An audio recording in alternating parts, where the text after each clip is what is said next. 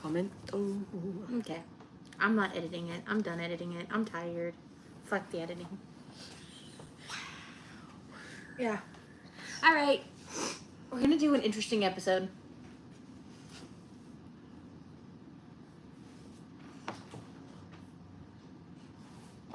We're going to try some crumble cookies this episode. Jeez.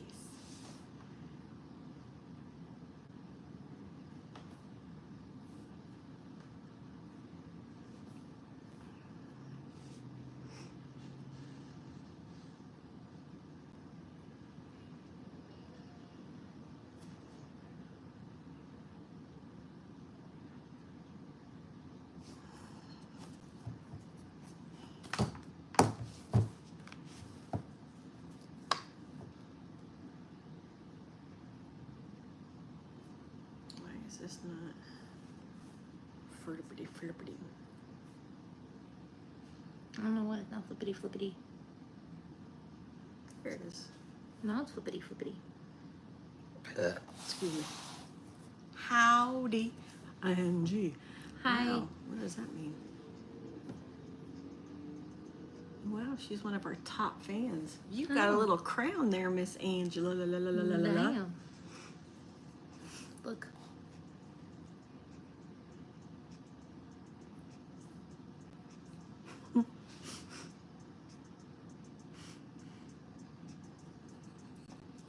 Oh my god. The crap you find is hilarious. I know. I find the weirdest stuff. Comes in handy. Okay. So, we went and grabbed some goodies from a place called Rumble here in Tucson. Don't know how it's going to taste. Never had it before. Neither have I. So we're going to find out. If we die, we know what happened. And you all know what happened. We got Just the kidding. miniature ones because the regular ones are like... Ginormous. Yeah, like one cookie takes up a good majority of this box. You probably fit maybe 2 in this box. And that's they it. now sell cakes along with cookies. So, We didn't see the cakes. We just seen the cookies. yeah, because they do a new menu every week. Mm-hmm. So we got a cheesecake. And I'm just gonna say this because it was pretty. It was very. So, we got these. So molten lava, chocolatey chocolate chip. This is a chocolate chip brownie. It's a brookie cookie. It's a brookie cookie, what she said. This is what the Raspberry cupcake one. cookie. A shark one. It's a sugar cookie. Shark sugar cookie. And the Biscoff cheesecake. Yep. So we have a knife. And we're going to cut it in half. We're gonna cute it, and we're gonna try each one of these and see how we feel. Which one are we starting with? I'm kind of leaning towards the cheesecake. Okay, let's try the cheesecake first. We're gonna run our dinner. Wait, we haven't had it yet. But we've never had these, so. Damn, she broke it. You use your fingers. It's like, as long as you can pick your nose, you should be fine. You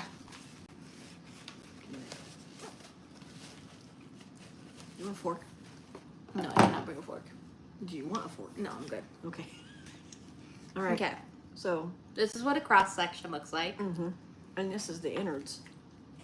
Did you show them the innards? Mm-hmm. Damn it. So there's the innards. I'm liking the cookie.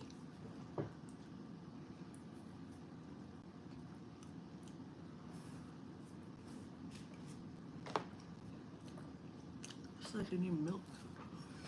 It is very rich. I was waiting for you to say. It was very thick. Tell. We're smacking. I'm having to like force my tongue to smack. I know. But it's good. Actually, this one's good. It's very rich. It's very much like a, you know what it's like? A cheesecake? A cheesecake. New York cheesecake, because New York cheesecakes are considered more dense. I've never had any New York cheesecake, so I only eat red velvet cheesecake. Hmm.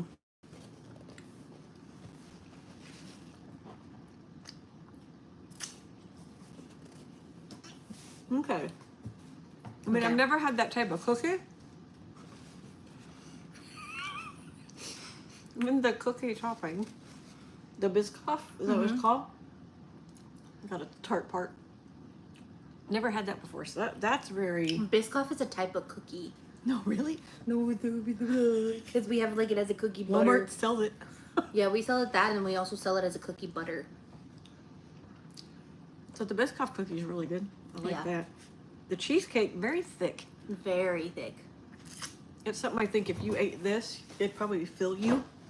Yeah, if you ate like the giant one. There was a big one, yeah. Yeah. You would eat the bigger one. You Yeah. would get full from that one. This is not bad. This is one of those that you don't want to, like a graham cracker, yeah. Yeah. That's what I get from it. This is not something that I would want to sit here and like eat it right away. Like I would take my time with it. Yeah. Just because of the consistency, it's not bad. Like I said, it's good. I've never had crumble cookie. I've heard of them before. Never had them. But this is not too bad actually. Yeah. Hey, Cheesecake Factory, come up with this. This is They good. probably do. So, probably. So, next one, let's do the chocolate chip, because I don't know how you can mess up a chocolate chip cookie. It's possible. Oh, damn. Do you hear that? Damn. Crunch. We'll give you this one. Okay. Hi, Thomas. Hi, Thomas. We're We're picking out on reviewing, junk food. we're reviewing crumble cookie. Look, you guys have little crowns. Aww. Angie's number one. No, seriously, if you guys look by your names, I don't know if it shows up for you, but it shows that you're our top fans. Okay. Chocolatey chippity cookie. Okay. Aww. When I tell people they're number one, they don't like how I do it. Sorry. Okay, we have to be up at 5 o'clock tomorrow, or 4 o'clock tomorrow morning, to be at work at 5, just so you have a heads up. Yeah. Okay. I will say this is a little crunchy, It is crunchy. because for me, a chocolate chip cookie shouldn't be so crunchy. Yeah. It's crunchy. It's not the best chocolate chip cookie I've had. Who said I used the middle finger?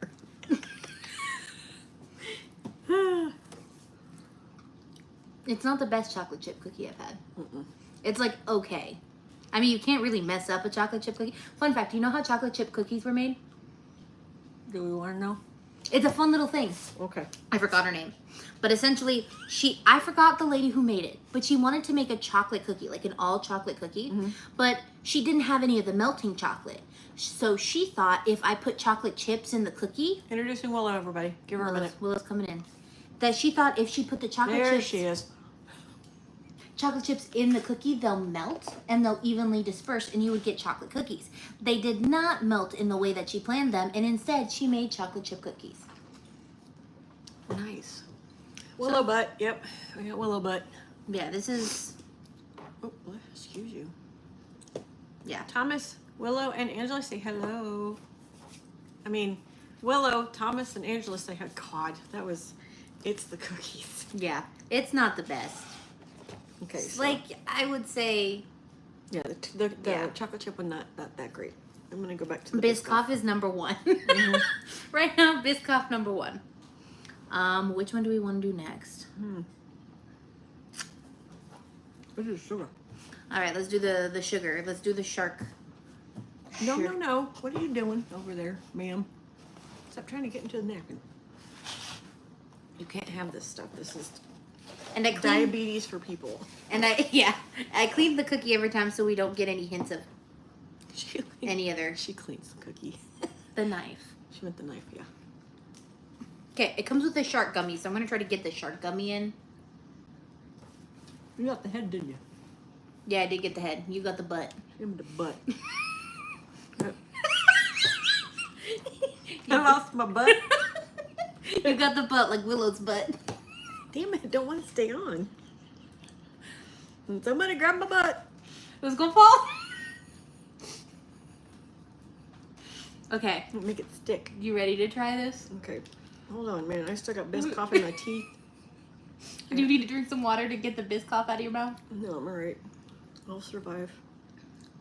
Okay, so from the inside, the cross section, it looks a little, Are you helping us look, Willa? yeah, a little raw.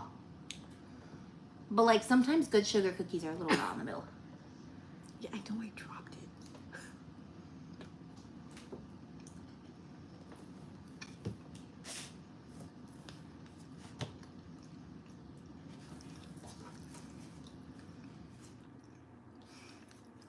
Yeah. Mm-mm. Too sweet. I know, it's a sugar cookie. All I'm getting is the gummy. That's all that's left in my mouth.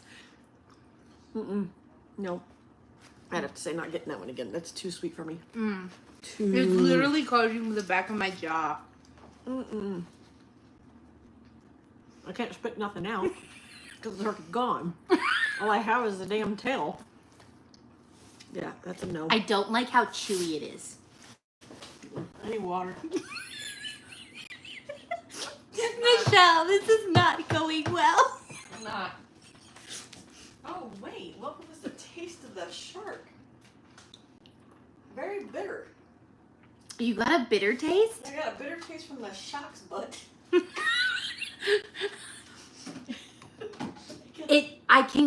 I don't know if the bitterness was from the gummy. I think the bitterness is from Willow. This is diabetes. Yes. I think the bitterness is from the actual cookie. I think like No, mine is from the gummy. I don't know. It tasted off. It tasted too. For me, I like sweets, but This was that's too sweet. too sweet, and then it's also really chewy. Mm-hmm. I don't like the We're sorry, chewiness of Crumble, it. that we're being so mean. Yeah, I don't like the fact that it's too chewy. I'm probably gonna take a couple of these to get that out of my mouth. I might have to say the second place is gonna be the chocolate chip cookie above the sugar. Yeah, the chocolate chip goes above the I sugar. can't do that. But they have, and throw this out there too. They don't just have these. They have like, it's a weekly thing, right? It is a weekly thing, so every week they come out with different cookies. They're chocolate chip. They keep between a double chocolate chip and a regular chocolate chip. But every week is something new. They had an Aloha pie. We couldn't get the Aloha pie because the Aloha pie had walnuts in it. You mean you're allergic to walnuts? Yeah, I'm allergic to it. And I don't like walnuts, so we're safe. And I think that was pretty much it. Was there another flavor? Excuse me. Oh, here we go. Ooh, oh. Taste of what I had for lunch. Pot pie. Aloha pie, and then yeah, so it was the Berkey cookie, the sugar shark cookie, the molten lava cookie, the Aloha pie, the raspberry cupcake cookie, the Biscoff cookie, and the milk chocolate chip cookie. Right now, the Biscoff is still. It's The best one so far. Uh-huh. Okay, which one are we going next? Let's try molten. Let's try the molten lava. Probably chocolate in the middle. My teeth are gonna hate me tomorrow. Okay, so it's not all molten-y. It's not leaking. Boo. Susie, molten. Okay. Ready to bite in the middle?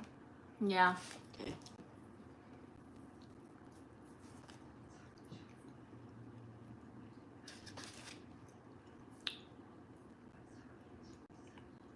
Very chocolatey. I can taste the cookie dough. It's very chocolatey.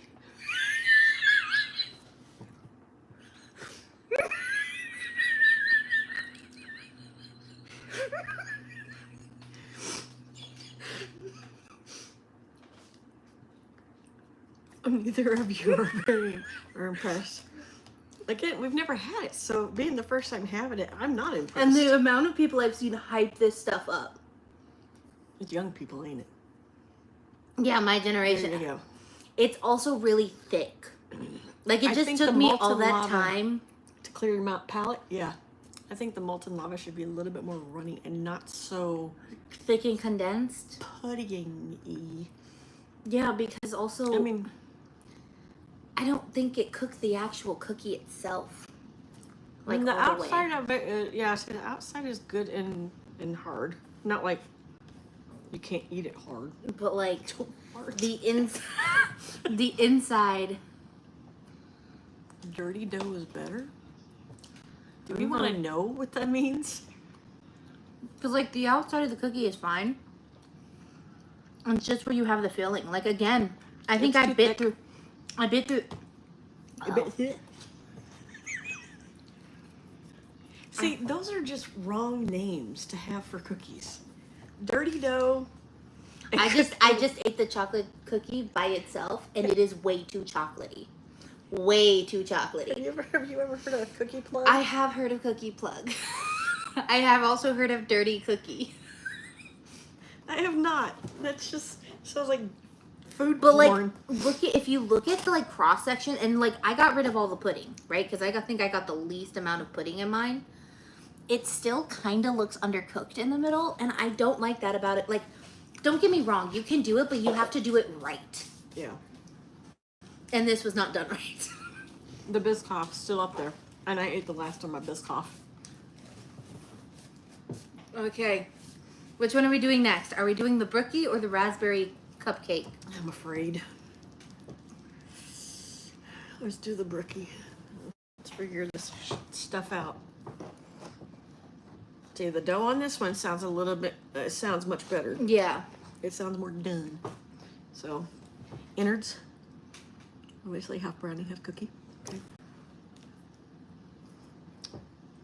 I'm never going to want cookies again.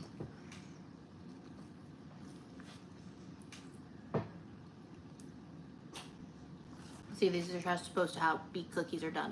Mm-hmm. If you still have some of the softness. softness. Like, and I hate to say it, this chocolate chip cookie right here, It's not chocolatey at all. I agree with that. it's not chocolatey, but also it's so much better than the actual chocolate chip cookie. Mm-hmm. Not wrong. I'm gonna get tummy ache. This one is number 2 for me. It's outbeating the other one. Mm-hmm.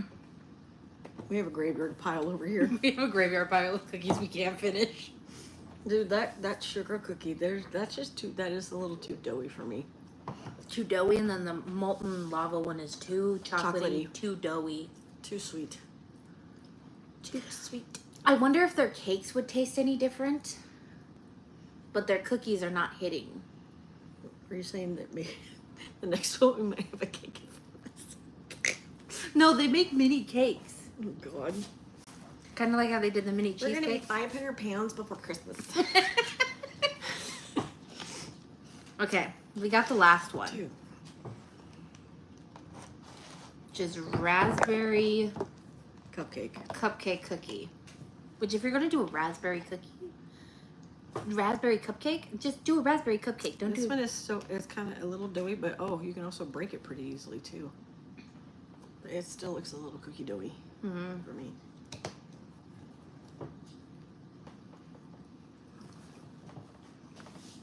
Okay. Okay. Very raspberry. Mm-hmm. You can definitely taste the raspberry. This one's not as bad. It does No. not stick to my teeth as bad. So I'm gonna have to put this as a second over the brookie. I actually like this because I like the flavor of the. See, this is a Icing. sugar cookie done right. Mm-hmm. This is a sugar cookie done right. Is the sugar cookie done right? Yeah. The sugar cookie done right. Sugar cookie done I can't eat no more. I feel like I'm about to vomit. I ate too much sugar. right. That's good. I mean, I'm gonna crash later, so that's perfect. Gonna be up at 4. Also, something I liked about the raspberry is if you keep beating it, you get a little bit of cream cheese taste as well. No, I just So it's like a tasted it. raspberry cheesecake. See, now if they would have done that like they did with the Biscoff. Oh, hey Thomas, you work tomorrow? He said yes. Previously, he'll I think usually he works on Tuesdays. Excuse me. Okay, so if you do, beware and be forewarned. Corporate will be in town tomorrow. God help us! Apparently, hence why we're going to be at work at 5 a.m. because we have not been working any freight and apparel. In apparel. So, pretty Were much. they working freight today? I don't know. I wasn't over there. I know, Maria and Soko were working stuff. Because even Soko came up to me and she goes, okay, Michelle, what I need you to do is... And she just started listing a bunch of crap. I'm like, all right, I will not get on that. I am helping Gary. But yeah. She was joking. We're sorry, Crumble. We're going to have to give you, like... We're giving you, like... I'm giving it 2 out of 5. That wasn't even... Okay, if we're going to just do it to a 5, I'm gonna have to say it 2 out of 5. Yeah, because that was not worth the cha-ching. That was not worth it. Can you imagine, and I hate to say this, can you imagine how much worse the full-size cookies are? We would have been stuck with those. Insomnia cookies. I've heard of good things about insomnia cookies. Pray tell, what is an insomnia cookie? Insomnia cookies are named insomnia cookies because they're open super late. They open at like 12 o'clock in the afternoon. Oh, it's a place. Okay. They open at 12 o'clock in the afternoon, but like they stay open until like, I think 3 or 4 in the morning. And they also No deliver. wonder college kids probably go there. Yeah. They're on crack. Yeah. Might want to take my glucose. Yeah, this was... Again, the Biscoff, number 1. Mm-hmm. If we're going to rate these, number 1. I give that a 5 out of 5. 5 out of 5. The raspberry, I'm going to give that... 4 out of 5. Yeah, about a 4 out of 5 for that one. The molten lava, 2. 2. Shark cookie, 1. There ain't no hesitation. The chocolate chip cookie. 1. Mm. And then the brookie, 2. Yeah. 2 out of 5. It was definitely not. I think I would go back and I would get the raspberry cupcake cookie, and I would get the Biscoff more than I would any of the others. Yeah. Dude, we gotta do this like every month now. You know that, right? We gotta do a cookie review. We have to do a cookie review, like especially for Halloween. Ooh. Are you fat? I'm like, yes. Yeah, that was not worth the hype. I should have known better. Dirty dough is next then. Hey, you know Dirty what? dough? Okay, we'll do that. We'll have to do dirty dough, and then we'll do insomnia, Mm-hmm. and then see what each place has like for Halloween for the month of October, Yeah. and then we'll pick one. Because all of them are going to have at least like a pumpkin something. Yeah. We can't do too much though. I'm thinking if we can get a smaller box, we'll do a smaller box, and that's 6. Yeah, that was... Okay, so I'm looking at Dirty Dough's weekly cookies. Wow. They got red, white, and blueberry. Ooh, okay, I'm intrigued. It's a soft sugar cookie filled with vanilla cream, topped with cream cheese frosting, and covered with sweet cherry and tangy blueberry toppings. My dentist is Orange Valley Family Dentistry. Be prepared. Might be coming to you sooner than later. Yuzu ice box. Hold on to your taste buds. A soft graham cracker cookie, topped with tangy yuzu frosting and a zesty citrusy drizzle. Yeah, that's 5 times fast. Cowboy. Yeehaw! A soft oatmeal cookie with creamy filling topped with cinnamon frosting, toasted coconut, mini chips, Nope, you had me. Yeah. and crunchy pecans. I'm not doing that one. Strawberry You lemonade. have to try each one. No, I That's don't. part of this game. Don't do it, then you have to answer to the Squid Game guy, me. Okay. You A use your strawberry finger, Abigail, or more. a strawberry cookie busting with strawberry jam topped with zesty lemon frosting. And a splash of lemonade magic. And then they have the classics. A brookie? Brookie, chocolate chip, cookies and cream. Ooh, what is that? The reverse. Reverse. That looks like it's gonna be a peanut butter one. Every cookie they have before they can even. You want to try? You want to try our leftovers? Because What'd you guys do to them? we We bit just into taste them. them. They're not. Folks, this They're was not meant worth to it. be them They're eat not worth it. all of them because No. they paid like $10 a cookie. Rip off. No, we paid $18 for all Oh, 6. per cookie? Okay. I know now. True. Per cookie. No, it was The only 2 that are good in there is the raspberry cupcake cookie, and the Biscoff. The Biscoff cheesecake cookie was good. is really good. Maybe you guys both learned a lesson. $8 a cookie isn't worth it. I don't think it's $8 a cookie, but okay. I think it's more like $4 a cookie. Yeah. Do your math. Do it right. Right. Let me double check. So if Well, $4, now she's doing the math. 3 is 12.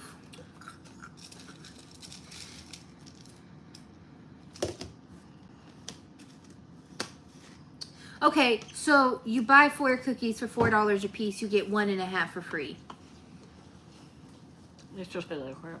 Cookie Club has a Mexican sugar cookie that looks amazing. So what was the one that we were looking at? I want to know about the That's reverse. dirty dough. I think the reverse. It doesn't say anything about the reverse. It looks like it's a. It looks like it's a Reese's peanut butter cup. What was the other one? Insomniac. Cookie Plug. And Insomniac. I'll see it. 1, 2. Hi, Marisa. Pay's what are you doing in there? Table. Okay, Cookie Plug. Reverse looks like a what? A PB cookie. Yeah, it does. It looks yummy, actually. When did this turn into a food review? S'more cookie. Oh, you had me at s'mores. Sugar cookie. Pixie junkie cookie. Oh, it's rolled in the good sprinkles. Firecracker cookie. Chocolate chip cookie. They're both okay. She said Insomniac and Cookie Plug, I think, are both no weekly change, so they're Okay. always the same. Okay.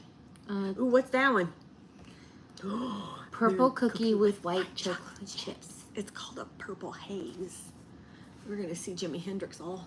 Chocolate caramel cookie. A chalk rock cookie. No, I'm good. Cookies and cream cookie. Mm. Apple Ooh, pie apple pie. cookie. Oh, Strawberry cheesecake. Red Red velvet. You had me at red velvet. Snickerdoodle keto chocolate chip cookie. Doodle snickle. Ew. Wait. Those okay, are I'm sorry. Don't say it. Plug poppers. plug poppers. Try all 12 flavors with our plug poppers. Just, Mini that's cookies. the wrong name. Come on now. It looks so good. It does. It looks so good. Where did they run? I didn't even look. We're not going to. And then insomnia cookie. I think something like this is gonna have to be an every once in a while thing. Yeah. But because of the holidays and whatnot, we have to. Okay, insomnia. So the classics. Okay. Oh, no, we don't want delivery. No, we want exit. It was showing you. You hit the arrow. Oh, okay. No, Sorry. you have to.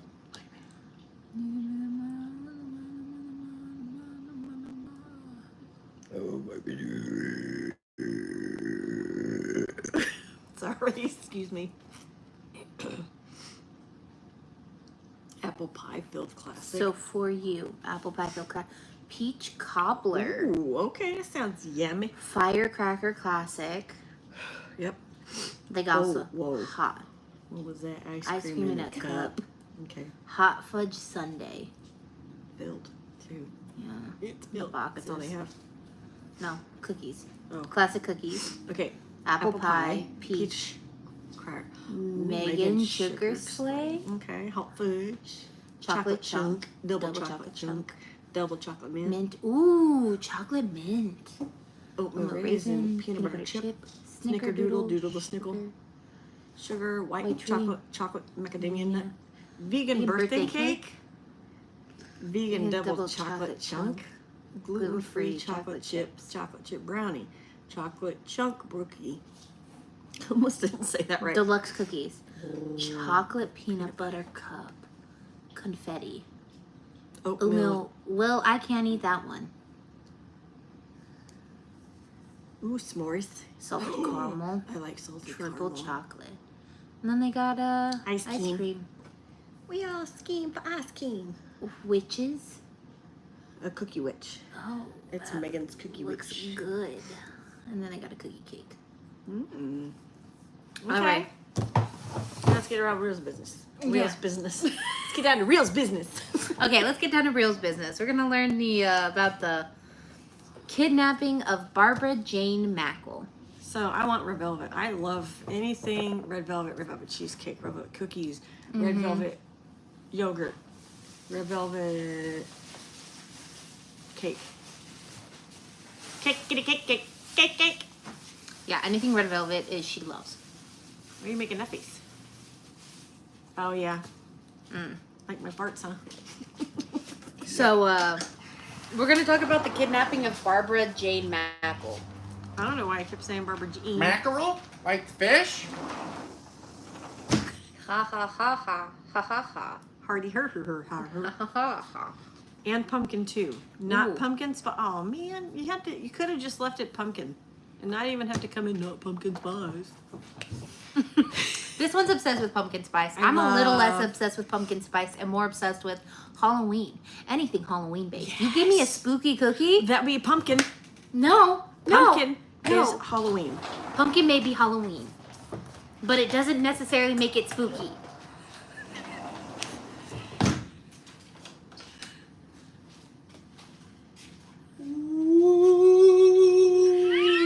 You guys hear that?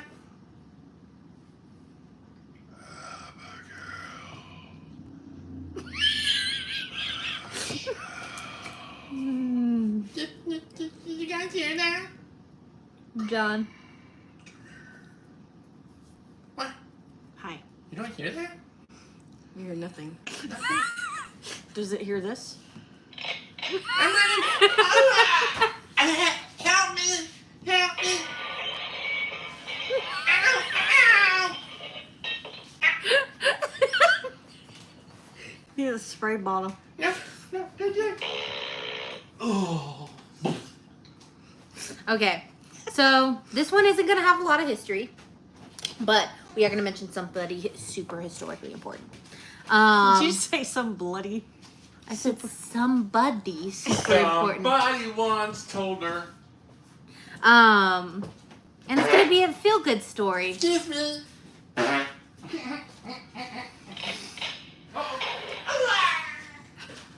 So, Becon because spray. we're going to do a feel-good story after the trauma of listening to Fred and Rose West. Yeah, I forgot about that one altogether. You just blocked it out. I did block it out. I think Okay. that day I was really tired too, so I was like, I'm not going to remember. I don't feel like remembering it. So she does survive, but it might be a little touch and go, but she lives. She's fine. A little traumatized, but aren't we all? It's not my fault it takes that long. Trauma blood. Yes. So let's get start off with a word of notice. Barbara is not a child. Barbara I was gonna do another is one. instead a college student. And this is based in the 1960s, so it's going to get a little groovy. I don't have a sound for that. To rocking in the corner. That's my problem. I don't block the trauma. She blocks the trauma. I will tell you, Barbara Jane just blocks the trauma. She just doesn't happen. Doesn't exist. It's I know what you're insane. talking about. Oh nope. So in the weeks leading up to Christmas break in 1967, Barbara Jane Mackle, who was a student at Emory University, which is located in Georgia, was looking forward to Christmas break. She wanted her studies to be done and she wanted her finals to be over with, because as soon as they were done, she would get to fly to Miami to visit her family. Sadly, when her dad, Robert Mackle, talked to her on December 14th, she had a cold that had slowly changed to the flu and she seemed really sick. And he was worried. Barbara's mom remembered Robert wanted Barbara to come home right then and there because Emory's infirmary was actually full because people were also getting the flu and the cold at the same time. But Barbara wanted to finish her classes and she wanted to take her exam. She didn't want to wait. Okay. She wanted to do it as soon as possible. I don't blame her. Another reason she wanted to stay was because if she left early, she would have to reschedule her exams, and she just wanted it all over with.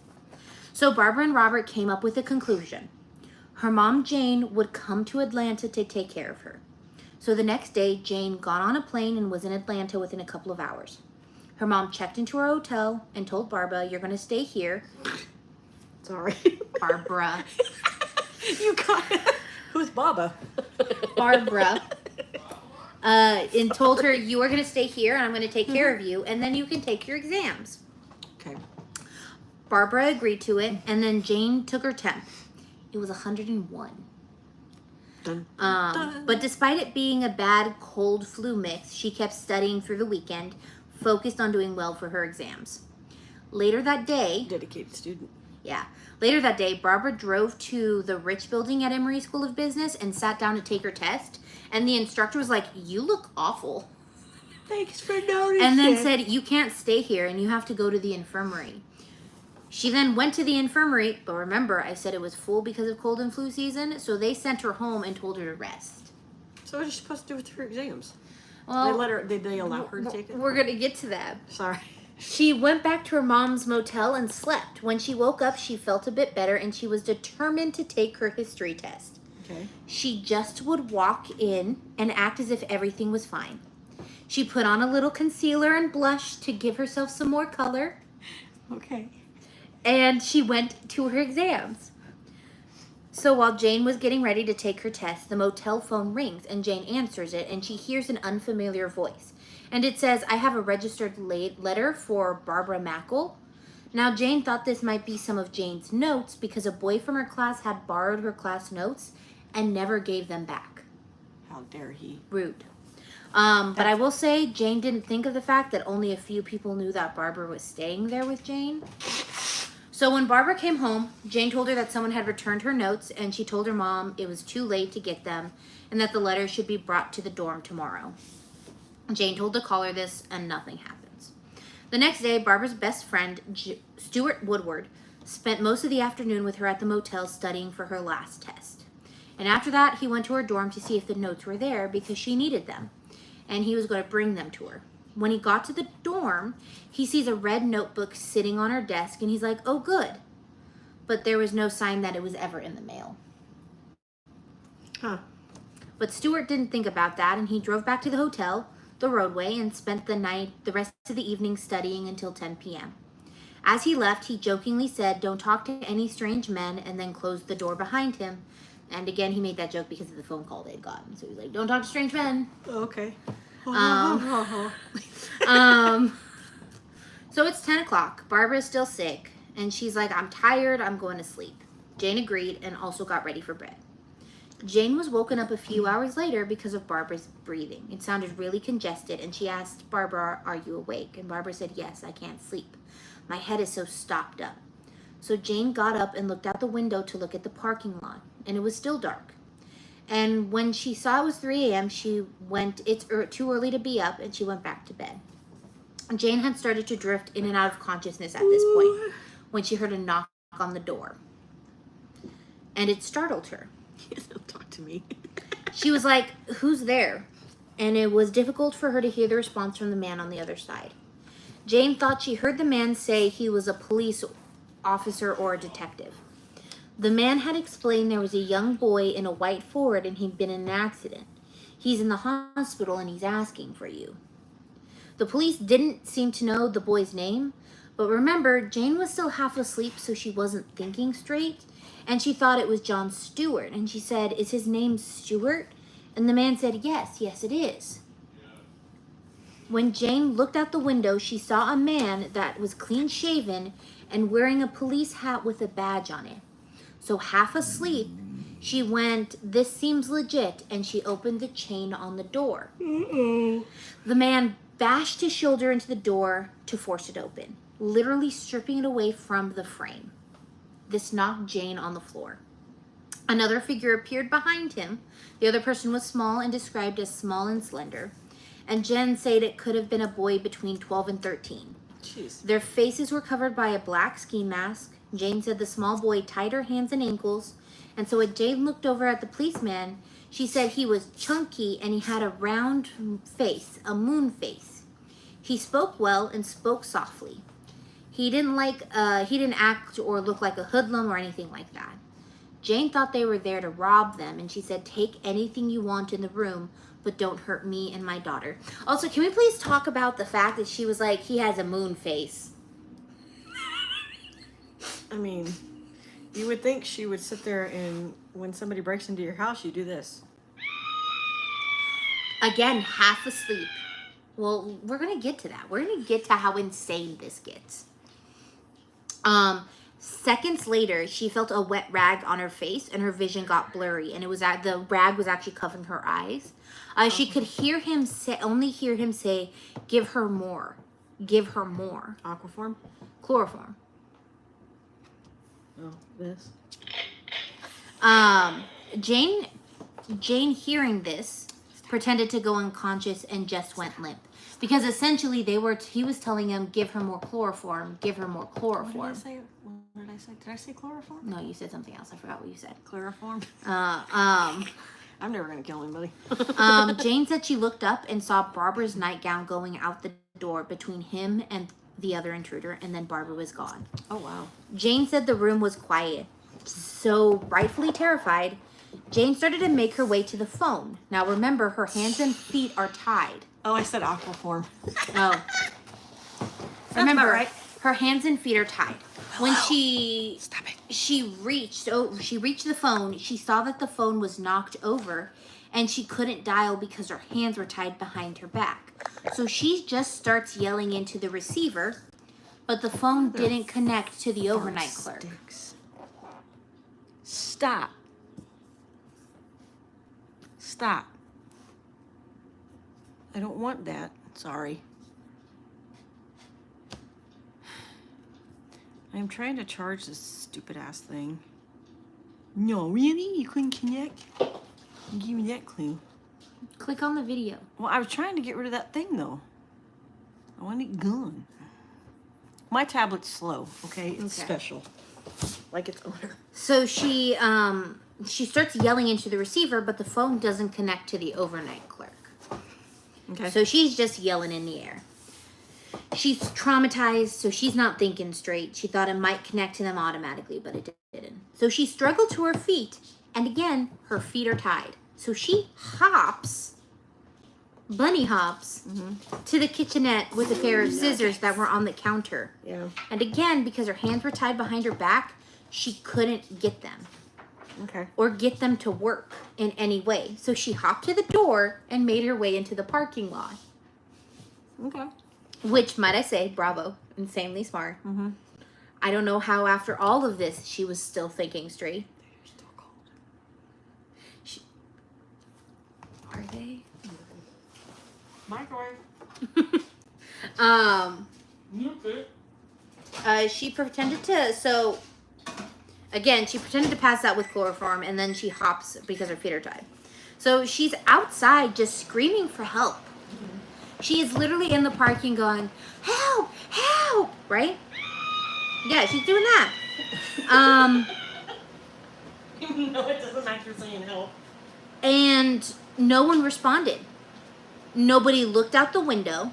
Nobody turned on a light. Seriously? Nobody opened their door. Nothing. How do you not hear somebody freaking screaming in the parking lot? So there is a woman screaming for help and no one did anything.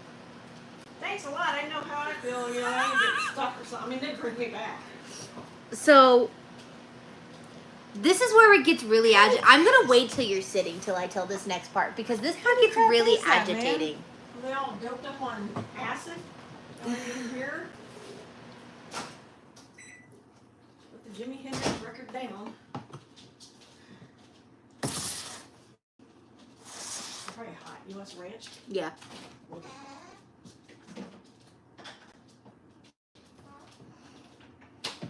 Sorry, guys. Sorry. We were not hungry for sugar. We need something the opposite of sugar. We need sustenance. It's, I think, in the dishwasher. Or you can use the... Hi, Mulan. If you can't see, Mulan is here. Vibing in the window. And Tataru is laying on the couch. In the middle. No. It's right there. She's by the window. Willow's laying on the floor. Ranch is served. Alright. So this lady then goes, so since no one was coming to help her, she was like, fine, I'm gonna help myself. So she starts hopping to her car, and she actually fell 2 or 3 times while hopping to the car, so she got cuts and bruises all over herself. Yeah. She managed to get into her car, and she sat in the front seat, put her chin on the horn of her vehicle, and let loose. Wow. It took a minute before anyone responded. I mean, they didn't help her while she was screaming. So a lady that was in the room next to them, we didn't hear anything at all when he broke down the door. The lady, after opening her door to see what was going on, called the front desk and said there's another crackpot on the loose. So the night clerk, Walter Perkins, stepped out into the lot and shouted at Jane, "Hey lady, shut up, you'll wake the other guests." That's the fucking point. So Jane lifts her head and was like, "Asshat, I'm tied up, come help me." Asshat. She must watch Supernatural. So No, that's ass butt. Never mind. he walks closer, sees duct tape hanging from her mouth, and he was like, "What happened?" And she said, "They robbed us and kidnapped my daughter." And then Walter Perkins just stared at her and went, "I thought it was a mother-daughter disturbance." Okay. Jane said, "Call the police," and he stood there and fussed at Jane. He didn't call the police. Asshat. Later, Walter tried to justify his actions by saying he didn't want to alarm any of the other guests, so he was trying to be discreet. Seriously, dude, just freaking call the cops. So after he's been fussing at her, and there's some back and forth between Jane and Walter, she asks him to cut her loose. You want to know what the loser did? Left her there? He only cut her hands and not her legs free. I mean, she really didn't need him to do that. She did the rest herself. So then Jane hopped back to her room, cut her own legs free, and then called the police. Walter never called and just went back to his desk and sat there. Thanks, Walter. You're a big help, man. Jane thought they had been robbed as well, and that these people were going to assault and then kill Barbara. Oh, But after calling the police, she realized nothing but her daughter was taken. oh wow. So this was a planned kidnapping of her daughter. Premeditated. Yeah. So the 2 officers Big arrived fancy to a code 77, which is a kidnapping, which is not common at all. So they arrived quite quickly. Officer Walter Bayer and Officer Bumgas got there. Oh. You okay, Marie? Marie.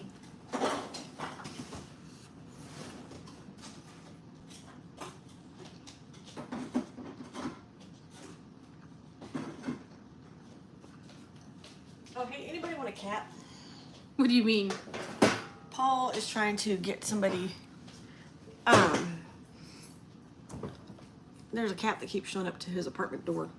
He's a beautiful black and white cat. It kind of looks like Marie, but he's young. But we need to find somebody to give the cat a home. He was gonna try to take it to Strickland or somewhere, but nobody was answering or calling him back. So she realized nothing but her doctor. So the officers arrived. I'm done. And Jane was surprised by how quick they arrived. And the officers noted how upset she was and how terribly disturbed she was. And it was difficult to understand Jane. And all they knew was that there was a kidnapping. The officers thought originally it was a sexual abduction because why would a man and teenage boy kidnap a girl?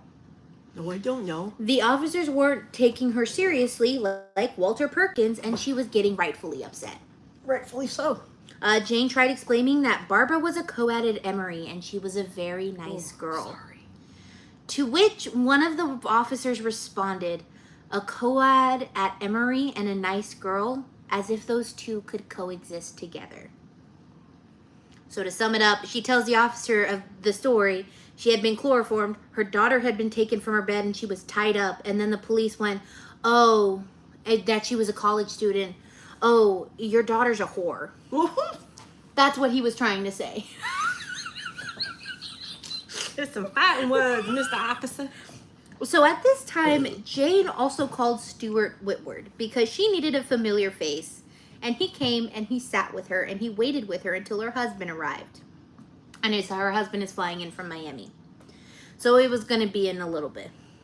Now, Stuart wasn't there when this kidnapping happened, but he tried to help answer any police questions. Mm-hmm. But the police were really hesitant. No. They actually thought it was Stuart that kidnapped her. But Jane was like, no, he's a friend. But the police then wrote Stuart was her boyfriend. And when Jane said to him, no, he's just a really good friend, the police told to them, girls and guys can't just be friends.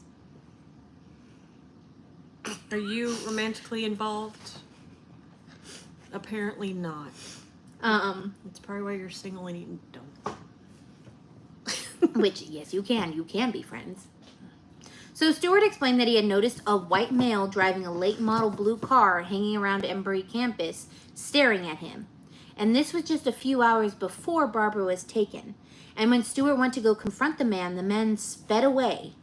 Other than that, Stewart had nothing for the police. So the police wrote the event pretty much as it was laid out, but there was literally no evidence. In a short time, plainclothed police detectives arrived at the motel. But that didn't really help. To Detective Mac Dover, Jane looked, and I quote, mentally ill and could have passed for drunk. Only the fact that she was chloroformed, that's okay. He used the word looped to describe her. Fucktard. God. He also said she appears drunk and she might have huffed ether. So there's a real possibility she is high of her, not her own volition. I mean, this was the acid times. Now, eventually, the detectives realized that she was panicked and was in pain from the assault. Still, Jane and Stewart both felt that the detectives were just as suspicious of their story as the initial officers, and the police kept treating them as such until Robert Mackle appeared a few hours later. Now, since the kidnapping of the Lindenberg baby in 1932, kidnapping became a federal crime in the U.S., and that would mean the jurisdiction would fall to the FBI. Makes sense, because that's why they have the missing, what is it, for missing and exploited children. Yeah. Not foundation, but y'all know what I'm saying. Yeah. So you may be asking, how can they fly so quickly? Get there so quickly? I'm sure the police didn't call them about the kidnapping. Jet propelled. Barbara's dad was a wealthy real estate developer in Florida, but he also ran in some powerful political circles, so the Mackle family was pretty powerful. That may have attributed as to why Barbara was taken, but he also ran in such powerful circles that he had the phone number of the FBI director, J. Edgar Hoover. Man, he got him in the phone. Which is wild. So Hoover is one of the most famous FBI directors, a name that is still talked about to this day, and how his actions have affected the FBI. Dude, I mean, if you think about it, even back then, money bought things. Mm-hmm. If you had the money, you're going to become top priority. So Robert Mackle had his number. So if you have the resources, use them. But don't misuse them. Robert called Hoover's office immediately, and when he got there, the case was given highest priority, and it was taken from the police, which thankfully, because they weren't doing nothing. They were too busy farting around. When Robert was driving to Atlanta, he told people later that he was so fixated on his daughter, wondering what could be happening to her, that moment, that he also kept repeating, this has to be a nightmare, and he couldn't focus on anything else. This was before he even thought about a kidnapping for ransom. He thought just like the police. It was just a sexual abduction. Because, fun fact, kidnap for ransom had actually died down. No one really wanted to do just kidnap for ransom. That was not something that was super popular. And it's not popular now. It's not very big now. It's died down a lot, but the anxiety, the anticipation, and the stress of the behind the scenes is what a lot of people don't see for families and for parents, that it's your child. Yeah. You know, your kid was just taken. Why? What was the purpose of being taken? Which we'll probably find out. But what was the purpose for being taken? So, so while Robert made his way to his wife in Georgia, several family members and Robert's business partner, William O'Dowd Jr., were waiting for any word at the Mackle house, and O'Dowd refused to leave no matter what. And he was also intent on keeping that line clean in case there was a call. And a little after 9 a.m., the phone rang. And O'Dowd answered. And he said he heard a man, and he said, "Is this Robert Mackle?" And O'Dowd calmly said, "He's driving to Atlanta." And the man on the phone said, "When you can, tell him to look under the palm tree in the northwest corner of the house under a rock about 6 inches down." O'Dowd was confused because he knew something bad had happened, but he didn't know it was a kidnapping. So after this, the man said to tell Robert, and O'Dowd said he's not here and tried to ask following up questions. And the man on the phone said that's all and hung up. So O'Dowd said the man sounded Latino, not Spanish, but possibly from a country that spoke native Spanish. He also said that it might have been a Canadian caller. He said the call was muddled and the accent kept coming in and out, so he wasn't sure if it was real or not. So O'Dowd, confused about what was happening, because he was not kept in the loop, ran to the palm tree and started digging where he was told. But he said dig 6 inches, Yes. correct? Yeah. Okay. But Elliot, a brother of Robert, said, "Stop digging, because the FBI was coming, so let's not touch anything." Yeah, because you want to destroy evidence that could possibly lead them to who has her. When the FBI arrived, they listened to O'Dowd's story, so the FBI agent called his partner and was like, "Hey, this is an actual kidnapping." And they said, "Yeah, this is real. This is a real..." Like it wasn't before. I mean, nope, she just playing hide and seek with 2 dudes. Yeah. Come on. So they asked about the palm trees, and they said they had a cluster of phoenix palms in the northeast corner of the house. So the FBI started digging. They found some coral that could have been taken away. When they were trying to be careful because they didn't want to break anything. But on the second shovel of dirt, one of the agents found there was a rolled up piece of paper protruding from a rubber stopper end, and he removed it. Okay. It appeared to be a broken laboratory beaker that was that was smashed when the shovel went into the dirt. Oh, So they broke the glass. They broke that evidence. So St. Pierre, one of the agents, got worried because there was a note that was left, and he asked the maid to get tweezers because he didn't want to touch the note. That's why you wear gloves. And that's why, and what they found was really scary. They found a ransom note. And the note said, "Robert Mackle, sir, your daughter has been kidnapped by us, and now we hold her for ransom. She is quite safe, if somewhat uncomfortable. We offer not proof of our possession of her at this time. It will arrive by mail in a few days. Barbara is presently alive inside a small capsule buried in a remote piece of soil. She has enough food and water and air to last 7 days. At the end of the 7 days, the life-supporting batteries will be discharged and her air supply will be cut off. The box is waterproof and a very strong fiberglass reinforced plywood. She has a little chance of escaping. The box is an unusual, lonely place. She has no chance of being accidentally stumbled upon." The note continued. It was 3 pages long. Good Lord. And it was very detailed. It went on to demand $500,000, which is now about $4.8 million Jeez, in today's crackers, money. Man. The letter said that they demanded it to be issued in 20s, and no more than 10 notes can be consecutive serial numbers. They said the bills required 8 hours of examination before they could reveal where Barbara was.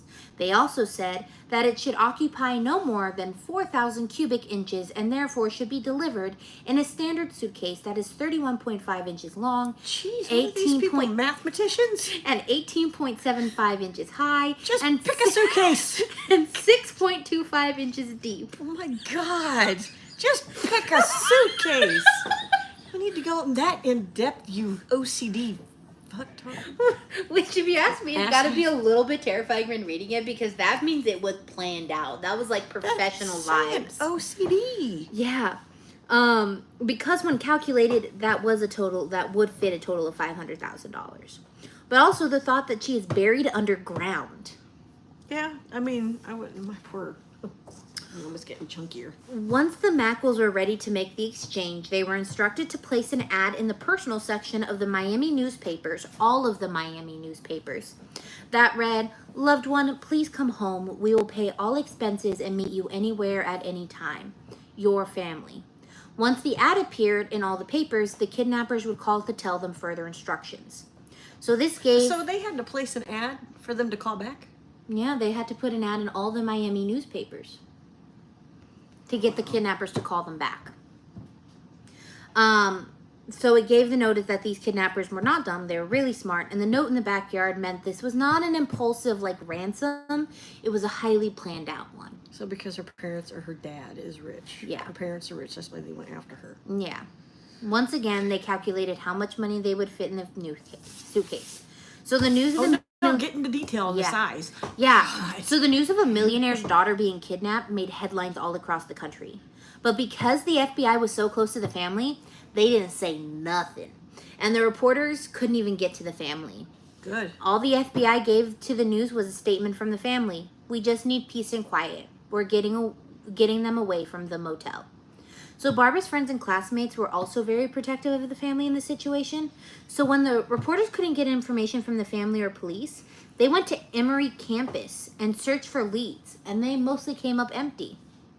One student actually told a reporter from the Atlanta Constitution, "I'm not going to tell you anything. Fuck off." Barbara's roommate, Ramsey Owens, when approached, was like, "I'm not telling you anything." They said, "I've spoke to the FBI and I feel that anything that could help has been said and done." The people that they did get to talk didn't talk about the case, but instead talked about what a great person Barbara was. So, nice. That she was friendly and nice and they wanted to see her again. Aww. So while everyone was scrambling to find her and figure it out, Barbara Mackle laid very still inside a coffin-shaped box buried somewhere in the remote forest of Georgia. So I'm telling you this so you can remember that she survives. But I also want to tell you the thought process she was going through because I think it's really important. She thought to herself, "I'm being left here to die." She thought, "This is it. This is the end." The vessel that she was put in was a box that was reinforced plywood with 2 pipes leading out of the lid, presumably to the forest above, the surface above, and she had no idea where she was.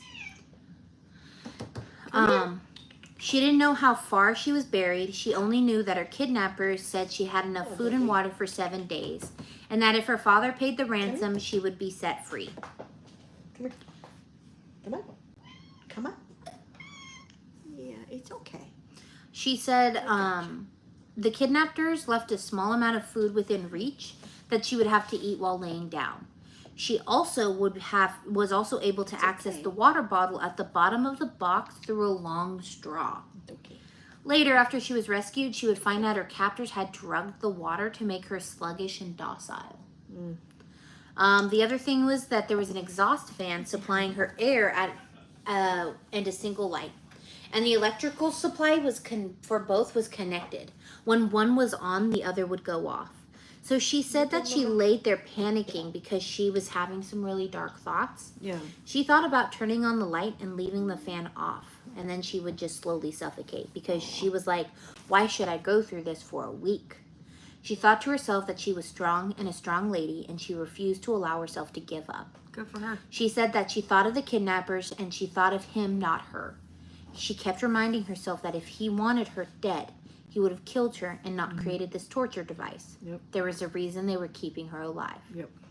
But I can't imagine thinking like this for a week because that's insane. Yeah, because I mean she's already gonna have trauma after the fact anyways. Yay, it's great that she survives. But the fact that you lay there and you're like, "Oh my God, is this person just gonna leave me here to die? This is how I'm gonna go out at this age." I mean, rightfully so, she's gonna think that, which I think anybody would. Barbara later told a reporter, "I can't remember the sequence of events. I can't remember what I was thinking at exact times. I know I started singing after counting. I knew I turned out the light because I didn't want to waste the battery. And she did all she could. Smart. And she did all she could to take her mind off of what was happening. She sang Christmas carols and she counted. She talked to herself endlessly. She thought about her family and friends. And she said that she had the light out and she reached to turn it on and it flickered. And then it just went out and she was left in the darkness. She then became convinced that she was going to die in a makeshift coffin in the middle of the woods. So, now back to her family. It took a day. You're at your. Oh fuck! It hurt. Ow. All I was gonna say was, you're right. This is almost like a movie. Man, I'm not hurt. So, now back to her family. It took a day for Robert Mackle to collect the money. Because in today's money, it's like $4.8 million. By the night of December 18th, he had collected the $500,000 in cash. And he loaded the bills into the suitcase. Now, it was a little tight because The dimensions of the suitcase. they couldn't find a suitcase that matched those exact dimensions. It was Robert's employee, Billy Vassals, who found a suitcase where it fit. Billy actually said that it was a perfect fit, that if they had put one more bill in, it wouldn't have fit. Oh wow. When the money in the suitcase, they had placed the ads in the paper in all of Miami. And the Mackles waited. And with every hour that passed, they wondered if they were going to see their daughters again. Vassal said that at high noon, they were getting more and more helpless. A few hours later, the phone did ring. And it was someone pranking the family. Wow. That's that. Yeah. Because people are awful. So in the early hours, when the family was so close to giving up, the phone rang at 4 a.m. It was a man's voice, and they said it was really formal, and it was nothing like the prankers. Robert said he knew it was the kidnappers. The call gave directions to a remote location in the Fair Isle Street in rural Atlanta, and it passed over a crossway. He said if you looked over crossway, you'll see a white flashing light. You'll put the money in the box, which will have to the right, and you'll do it gently and gently close the lid. You will then turn around and leave. Is that clear? Robert said, I understand. The kidnapper also gave further instructions. You are to come alone. You are to drive your Lincoln to the location. You are to wear a white suit, and that's it. How did he know he had a Lincoln? He followed him. He knew all that information. They knew all that info. Okay. This is indicated that the kidnappers were going to monitor the entire drop site. And and making him wear the white suit to make sure he was listening. So since Robert Mackle was close to the FBI, he had a lot of control about how the case was handled, and he told everyone he wanted to cooperate with the kidnappers and follow the instructions exactly. Right. They did tell him, we are going to follow you in an unmarked car at a considerable distance, and we're going to have agents around. The agents would be calling each cross street they passed so the headquarters could follow along on the map. So when Robert finally reached the general area of the causeway, he became confused where he was and got turned around. And he was panicking because he was afraid he was going to miss the deadline. So he's looking for any houses or businesses that you can ask for directions when he finally spotted a fisherman. And in the confusion, rippled back to the agents at the headquarters because they're following him and they're like, where are we going? This is not anywhere near the causeway. The fisherman gave Robert instructions and he was able to backtrack and make it to the drop site. So he found the box and the sun was starting to come up, and as Robert placed a suitcase in the middle of the box and went back to his car and drove away, he was so worried as he was driving away because he was worried he messed up. Less than 30 minutes later, after Robert drove away, 2 police officers, Paul Self and William Sweeney, were patrolling, and they spotted a parked car by the causeway. And this area is super rural, so it was weird to see a car parked there, and they knew it didn't belong. So they went to go check it out. And as they approached, their headlights hit 2 figures emerging from the brush. They appeared to be 2 men, one larger than the other and one carrying a suitcase. Both officers jumped from the car and told them to stop, which caused them to scramble in different directions. Officer Paul Self gave chase on foot, and Sweeney pursued in the car, trying to cut off the other pursuant as he ducked into the backyard of someone's house. The smaller of the 2 escaped in the woods, and the officer focused on the one with the suitcase. By the time they caught up to him, they were scrambling over a tall chain-link fence and dropped the suitcase behind him. Realizing they aren't going to catch him, they ended the chase and grabbed the suitcase and went back to the local precinct. So as the FBI agents were listening to the police channels while they waited for Robert to come back, they caught a brief mention of 2 officers who spotted suspicious activities out by the causeway and pursued the suspects into the woods. That's when the FBI realized they forgot to tell the local precincts they were doing a ransom transfer. Oh, shit. Oopsie. In a statement later that day, Police Chief Charles Price said there was no coordination between us and the family or others.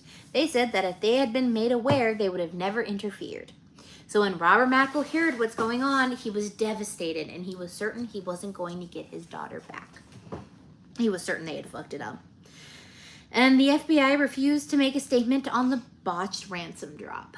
Yeah. They did release a statement on Robert's behalf, indicating to the kidnappers that what had happened was not fault of the Mackle family. Robert was quoted saying, "It was my desire and wish that everybody leave it alone. I want to do business with them. Please do not harm her." Now, the press release was broadcast day and night on local television and radio stations, hoping the kidnappers would hear it and contact the Mackles. Robert Mackle received another call from the kidnapper, who agreed to give him one final chance to save his daughter. So he's told to take the money to the remote location again, and he's told to take it to another remote location on the outskirts of where they were. He was told to take the money. Okay, so not wanting to botch this exchange, they told the local police departments this time, and everything went to plan. So the 2 officers that foiled the last exchange actually discovered a Volvo station with Massachusetts plates. They believed it belonged to the man who ran into the woods. Inside the car, they found a rope, tape, a ski mask believed to have been worn by the smaller person, and more importantly, a key to Jane and Barbara's motel room. Okay. They found other stuff, including a blonde wig, several road maps, miscellaneous camera equipment, and rolls of film. At the scene, they discovered a boat registered to Dr. Robert Hurley, which they believed was used to reach the pickup location. Now, when the agents ran the plates on the Volvo, they learned the car belonged to a man named George Gary Deacon, a resident of Massachusetts with no known criminal record and barely any evidence of public existence. Inside the Volvo, they found a stack of Polaroid pictures depicting who they believed to be the kidnappers, George Deacon. It was very provocative photos with an unknown young woman. In one photo, Oh, okay. Deacon was described as nude, heavily bearded, and beefy. Oh, my God. Wow. Okay. Way to go, George. I mean, I don't know. And beefy and fat. That...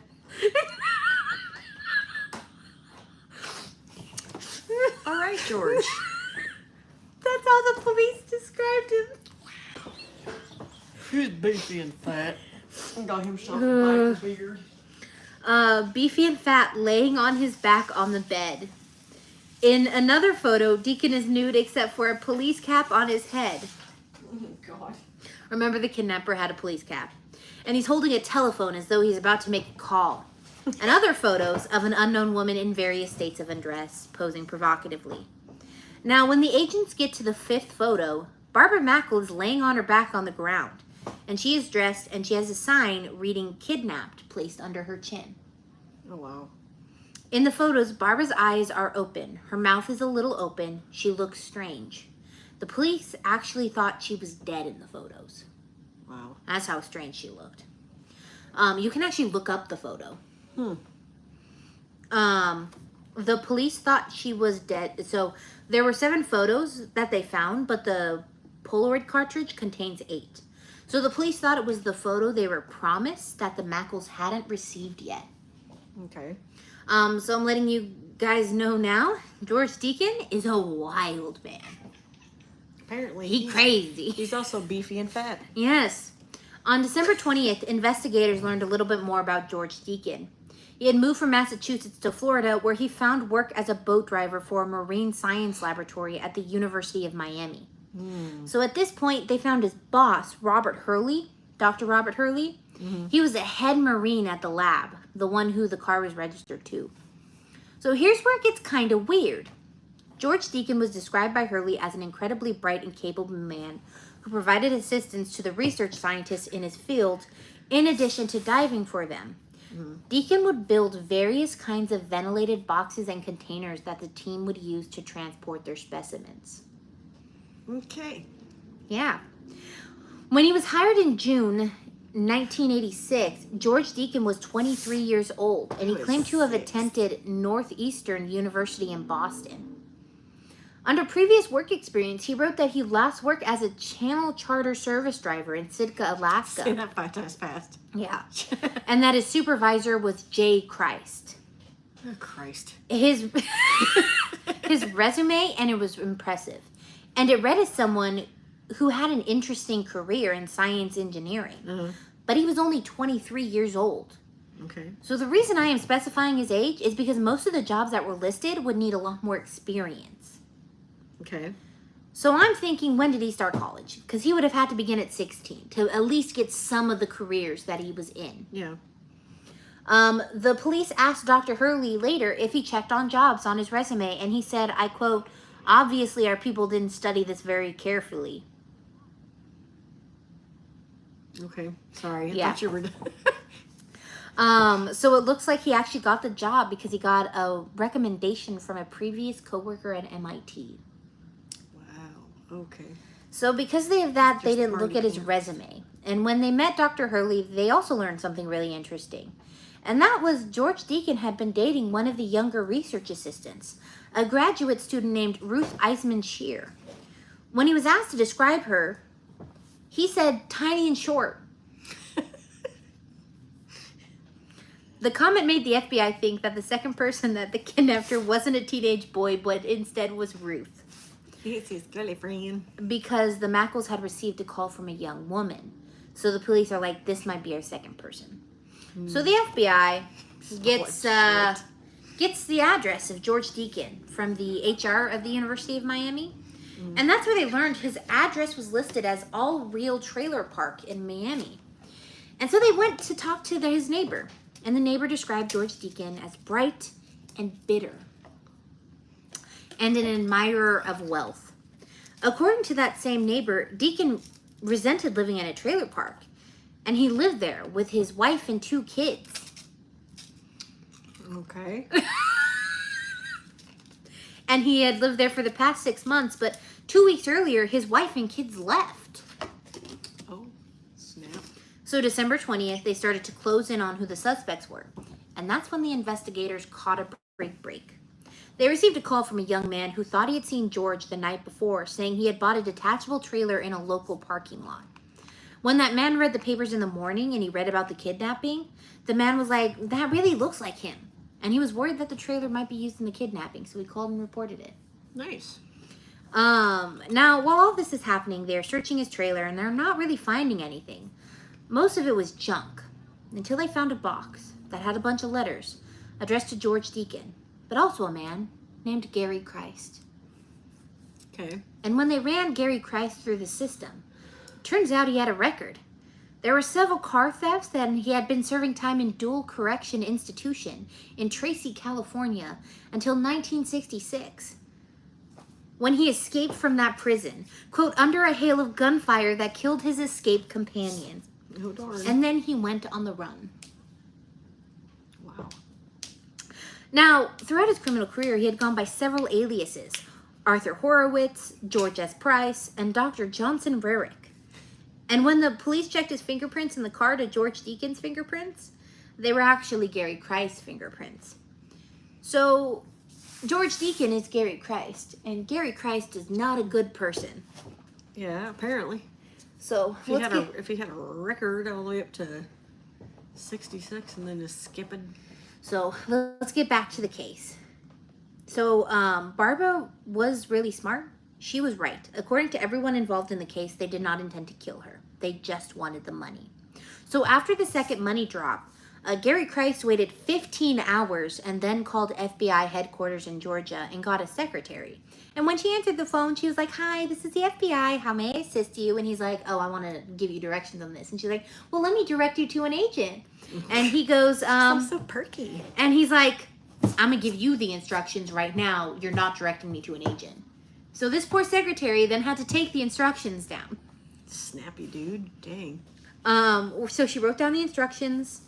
And then that led to a wooded area in the small city of Norcross, which is 25 miles outside of Atlanta.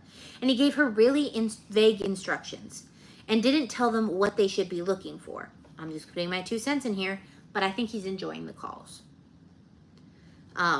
Because he has control. He's controlling how fast they find Barbara. He had control over the secretary. It's just a matter of control for him. So moments later, the info gets passed to the agents, and they're rushing to the location. And when they arrived, they realized the vastness of the area. And the agents actually didn't believe they were going to find her alive because she'd been in the ground for 4 days. So they're looking in the woods. And they said she had 7 days before everything started going out. But they didn't believe them. Yeah, I wouldn't believe them either. So they're sitting around there looking because they don't know what to look for. Because he didn't tell them what to look for. He didn't like plant a flag over her body. Or look for the tubes that were out of the ground. He didn't tell them any of that. He just said, "Here, go find her. This is where she's going to be." Scavenger hunt. So they're looking in the woods and they're looking for anything out of the ordinary. And suddenly an agent caught a glimpse of what appeared to be a flexible pipe sticking out of the ground. And he rushed over and began digging the earth up with his hands, calling for help from other agents. When they had dug 13 inches into the ground, they started to hear tapping coming from underneath them. Oh, listen to her. And they started digging faster until about 18 inches down, and they discovered the lid of a makeshift coffin. Nice. And the lid was airtight, so she could have never gotten out. It was so secure that they actually had to remove the screws because they couldn't just force it open. Oh, wow. So they heavily kept her in there. When they finally opened the box, they found Barbra Mackle very weak and dehydrated after 80 hours in that box. Wow. So Barbara was bundled up and taken to an ambulance where she was found to only have superficial injuries. Once she was cleared by medical personnel, she was loaded into her father's plane and flown back to Florida where the family retreated. She got to spend Christmas with her family. In a statement to the press, Robert Mackle's brother, Frank, told reporters that Barbara was in, quote, good health and in good spirits, despite her ordeal, and she told her family that kidnappers were very considerate and that she was very well taken care of by a woman. Oh, wow. So like a mother. Yeah. Motherly figure then. She said that her main concern was that the family would be worried. Sweetheart, of course that's going to happen. You are their child. If you're not worried that your child was kidnapped, you need to get yourself an evaluation done. By the next morning, J. Edgar Hoover gave his comments on the kidnapping, and he stated that arrest warrants for Gary Christ and Ruth Eisman Shear for the kidnapping and attempted ransom of Barbra Mackle had been issued. And in his statement, Hoover noted that Christ had escaped from the dual correctionist institution, and the warden described him as a young man of superior intelligence. Ruth is described as a graduate student in the marine biology department and a native to El Hatillo, Honduras. And they were both described as armed and dangerous and a willingness to fire upon law enforcement officers if cornered. Which they said there was a little bit of an accent that kept coming in and out. Yes. See, I pay attention. In the following days, the FBI tracked Gary Christ's movements to West Palm Beach, Florida, where he stored his car in Albright West Palm Beach parking station on December 20th. He told the clerk he would return to get the car in 10 days, and there he went to the Dixie Market, and that's where he called the FBI office. That afternoon, they were able to track him to the D&D Marine Supply, where he rented a boat, the Orland Clipper, and set out along the coast in the direction of the Bahamas. So the FBI scrambled to get to him because they're like, he's leaving the country, he's going to go to the Bahamas, he's going to get out of our jurisdiction. But by the time the sun had gone down, and without knowing exactly where he was, there was no way to find him in the dark. So the following morning on December 21st, a Coast Guard plane carrying several FBI agents spotted his boat. It was abandoned on the coast in Fort Myers, and a local FBI helicopter was dispatched on the area. And the area around Hog Island, which is a small alligator-infested island off the southwest coast. Okay. They searched the boat and they didn't find him. They found a duffel bag containing the money, minus the few thousand that Christ had spent. Given that his boat was beached on the island, that meant he should still be on the island. Because he can't swim with the alligators. He was stuck. So they fanned out looking for him. And that's when they found him after a couple of hours. He was just standing around the trees. He was standing in a bunch of trees. He was taken into custody without incident. And after all that had led up to this, it was pretty uneventful. The FBI agent said he was literally just standing in a mangrove and he didn't put up a fight. He was armed with a small gun and about $18,000 of the ransom money. Wow. So 3 months later, Ruth Eiselman Shear was arrested in Oklahoma by the Oklahoma State Bureau of Investigators. Thanks for giving Oklahoma a bad name. A potential employer ran her fingerprints as part of a background check, and it alerted the FBI in Oklahoma. Fun fact, Ruth was on the FBI's most wanted list. She was the first woman to appear on that list. And there have only been 11 women to appear on the FBI's most wanted list. And you had to go to Oklahoma of all places. You couldn't have stayed in Florida? Yeah. Ruth was charged with extortion, and a judge sent her bond to $500,000. It's kind of ironic. That's why I'm laughing. Remember that $500,000 you got? We need that back. At the time of the arrest, it appeared to agents she was actually going to flee the state because she had told friends and families different stories about her taking time off, and she left her roommate 3 spare notes. First off, if you're in Oklahoma, they're going to find you one way or another. A tornado can find a house. They're going to find you. Yeah. Later, some of her friends said that she was actually expected to be arrested. And when asked for a comment on the arrest, Barbra Mackle said, "I think it's a great tribute to the efficiency of the FBI." T-shirt. Oh my God. A great Barbara. tribute to the FBI. Efficiency of the FBI. Whatever. A great efficiency to the FBI. Wow. Make some bumper stickers. By the time Ruth sat down with the FBI on the afternoon of her arrest, she had prepared a statement regarding her relationship with George Deacon. Oh my God. Turns out she didn't even know that wasn't his real name. She just thought it was George Deacon. She didn't know She his name was just liked Gary him Price. because he was beefy and fat.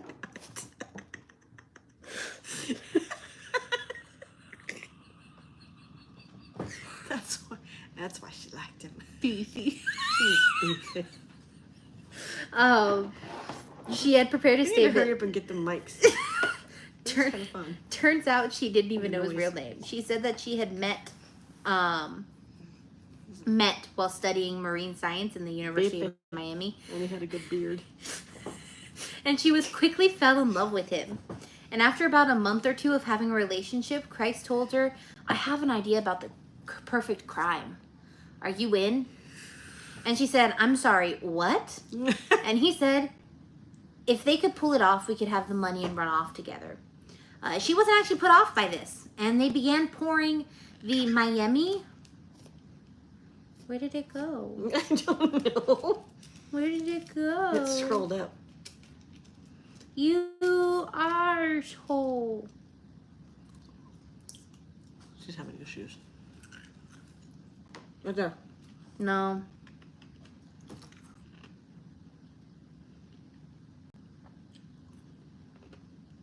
Right there. Yes. Okay, Miami social record, which is how they came across Robert Mackle's name. And they learned he had a daughter. The two planned the kidnapping meticulously for weeks. They had never done this before, but they had planned it really well. Christ also designed the box that they kept Barbara in. And when they were ready, they left Miami for Atlanta, stopping on the way to bury the ransom note they had originally planned to kidnap. Bury the ransom note. And they had originally planned to kidnap Barbara from her dorm room at Emory. But they had learned she had been staying at a motel with her mom. They revised their plan over at lunch at a diner, and they stole the hat of a local police officer in the restaurant. So they found the note in the backyard. Yes. They buried the note in the backyard, drove to Atlanta, realized that she wasn't staying in her dorm where they were originally going to kidnap her from. So they were like, oh, we need to figure out another way to get her mom to open the door at the motel. And then they stole a police officer's hat. So that should be like another charge, impersonating an officer. Mm-hmm. So in a few days leading up to the kidnapping, Ruth and Christ watched Jane and Barbara, and that's when they learned about Stuart Woodward, and that's how they knew the kind of car he drove, and Christ knew he could use it in the ruse. So now Ruth explained that everything was going to a plan until the first night of the ransom drop, when police intervened, and the couple separated, and they stayed separated for a couple of hours. Ruth, a few hours later, returned to the car they had abandoned and was waiting for him to come back. But he never showed up. She thought he'd taken the money for himself and abandoned her. So she thought, I've been used. So she went back to Atlanta, got on a bus, and she took a bus as far as her money would take her, which would be Norman, Oklahoma, where she found work in a drive-in restaurant and took a room at a boarding The house. Sooner City? Really? Yeah. Okay. She just dipped. She didn't even call about where Barbara was. She just left and started a new life. Her arraignment was on March 7th, and Ruth told the judge, it's been a terrible feeling to see all the people out there, and you are all alone, and they're all against you. She was talking about the large crowd that had assembled outside the courtroom against her. Well, I'm so alone. Everyone doesn't like me. because you did something stupid.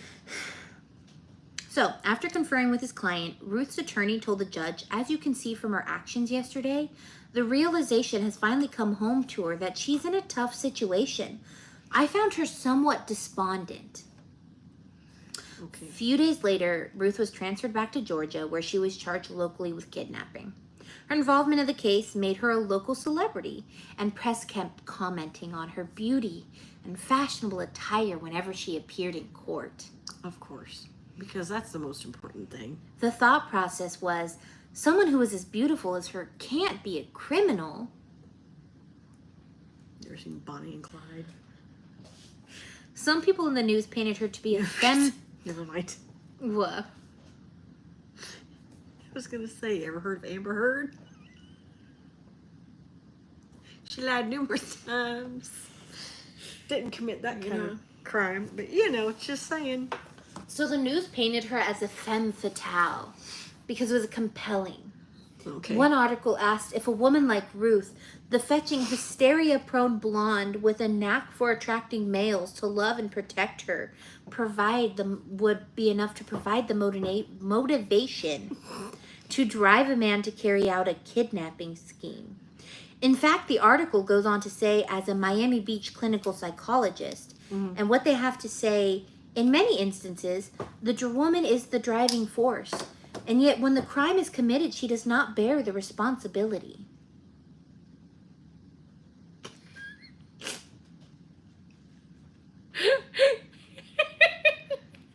So now she is... She is just a victim? woman. Can we throat punch whoever said that? Well, it was an unnamed clinical psychologist, Again, find out who it was and just throat punch them. if they even existed. Oh my God. And so the trial date was set for June 9th. But when the trial date came, Ruth changed her plea to guilty of 1-count kidnapping and immediately began serving her 7-year sentence in the Georgia State Prison for Women. Ruth successfully petitioned for parole. Yeah. We can. We're women. We're just not going to pay our bills. So she successfully petitioned for parole, and she was released from prison, and she was sent back to Honduras, and she receded from public spotlight. Gary Christ was not the same way, though.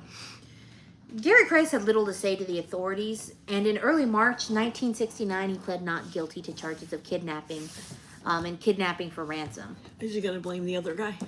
Well, we'll get there. Is he going to blame his Gary alter Christ ego? is a wild man. Is he going to blame his alter ego?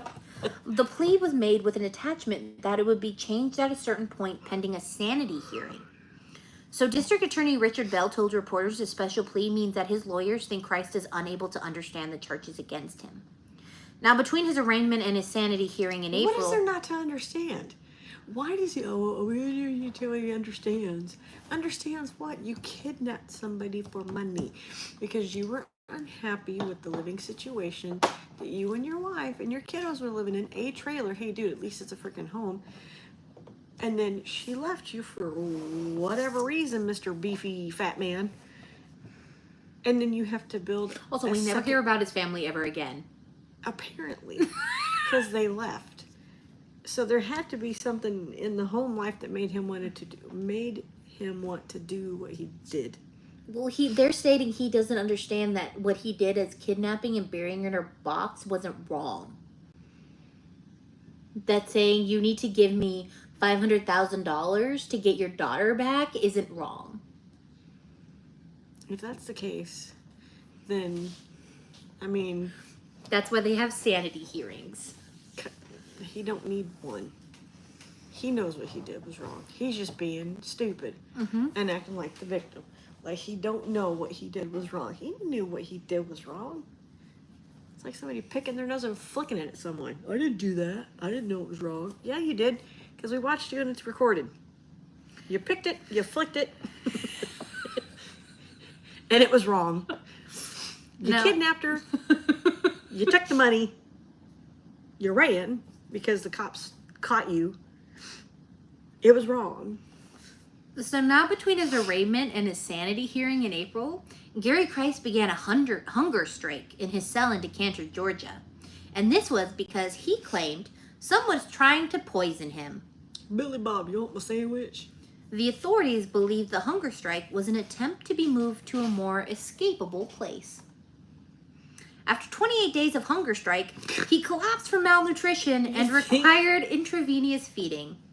And the sheriff said he does little but sleep. Wow. He stopped writing because he was a big writer in prison. Apparently. He stopped his writing in prison, but will wear nothing but a pair of underwear and shorts in his cell. Maybe it's his cell. Someone poisoned the water hole. His attempts to convince professionals of his mental illness were unsuccessful. You think? And he He's went on... not stupid. They're not dumb because they get paid to say that if you're crazy or dumb or not. Well, here's the thing. He went on trial mid-May, despite God. being evaluated by 10 different doctors. I hope all 10 were there. I really hope all 10 were there saying, he knew what he was doing. He knew what he was doing. He knew what he was doing. He knew what he was doing. He knew what he was doing. Just to hear him say it 10 times. The defense never called on any one of them to testify because no psychiatrist would call the defendant insane. He at least didn't try to pretend to be mentally ill. He just behaved like himself. An arrogant, be fast. Because Oh, wow. I don't think we've gotten to the cases where people are doing insanity hearings and they're trying to plead insanity and they try to act crazy. But you can tell it's a sane person trying to act crazy to get an insanity plea. I have to point this out because ever since the whole trial with Johnny Depp I never heard, I laugh because she'll sit there and she'll gonna make this. You know, all I can think about is Kate Moss and the stairs, and then all of a sudden you just see his attorney go, she fucking said it. She just fucked up. You know, come on. You can't.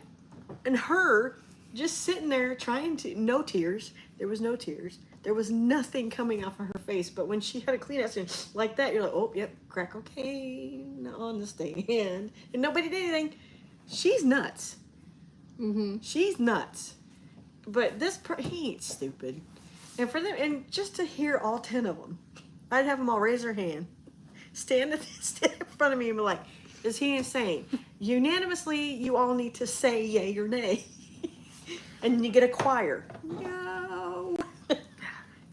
So stupid. So he believed the system was rigged against him and in favor of those with wealth and power. He said, and I quote, I've offended the cartel that runs this country. In case you don't know, I'm in jail simply because I was overpowered. You're in jail because you kidnapped a girl. You're trying to play yourself as the victim. The jury didn't seem to pity him one bit, and they deliberated for a little over 4 hours. Dude, you wouldn't even need 5 minutes. You're in the room. You're out. We can go home, have lunch. Well, I think the reason they were debating so much was because they returned a guilty verdict with the recommendation of mercy, which basically means spare him the death penalty. Well, he didn't kill her. I mean, he did almost. He could have killed her if he wanted to. So he got a life sentence. That's even better. Yeah. Oh my god. Sorry, my legs hurt. To be as innocent. Which he is not. In an editorial of the Miami Herald, one journalist wrote, "The kidnapper is a brilliant man, but we do not agree with his view that he is a superior human being. We will not accept the definition of a man who put the Mackle girl in a crude grave and left her there tortured in darkness. Yeah. The superiority of Gary Christ is one of cruelty." I mean, he two different people.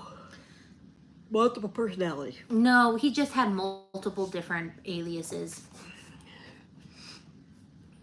The Supreme Court agreed with the wider public with respect to his freedom in 1970. His lawyers filed an appeal with basically a bunch of BS. The main thing they said was that the lower court erred in overruling the defense's motion to dismiss the charges of kidnapping for ransom, given it was not defined in the statutes. The Supreme Court said, wrong, it was a just verdict. Now in the wake of her rescue, Barbra spent a couple days in her hospital before going home. They fought reporters and basically said, leave us alone. We don't want to be bothered because by they had you." to get her rehydrated and all that stuff. But after a short period of time, she granted a couple of interviews where she talked about her experiences.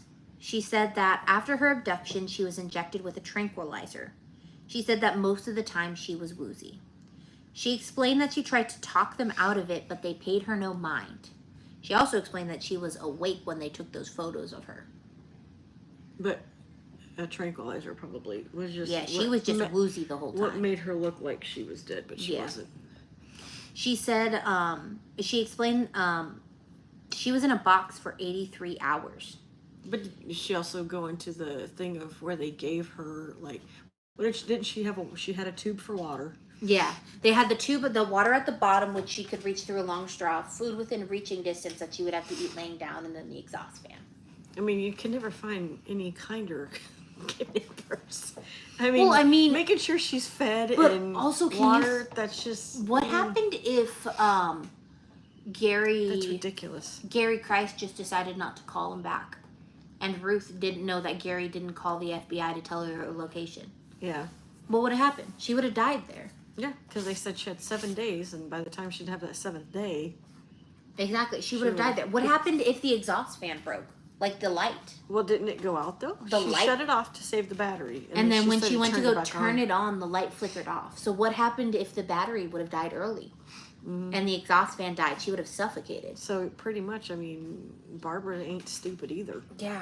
She's pretty smart at knowing when to turn things off and hopefully rationing the water and the food that was given to her. Yeah. I mean... So she sat in the box for 83 hours, and she said on the 4th day, when the FBI was looking, she heard the footsteps, and she thought the kidnappers had come back. And when she was pulled from the coffin by the FBI, the first thing she asked was, "How are my parents?" Aw. She said that when she looked around, almost all of the agents were crying or bawling. Aw. Because they thought they were going to find her dead. So when they found her alive, it was I would say it was their mission to find her alive so they could take her home. Because, again, you see because at where Walmart, where we work at, they have a wall by the front of the store by the restrooms showing the missing and exploited children. Yeah. You know, but watching Live PD, they actually talk about the missing and exploited children, but some have been returned. And then, you know, of course, some they're still looking for or won't find. But I'm glad that they have that put in place because of things like this. And then now you have the code Adam. And then you have the code, what is it, silver gray or something like that, or code silver. I think it's a code gray. For elderly people that have dementia or whichever. But it's good that we have those things put in place, because if not, where would we be? We wouldn't be as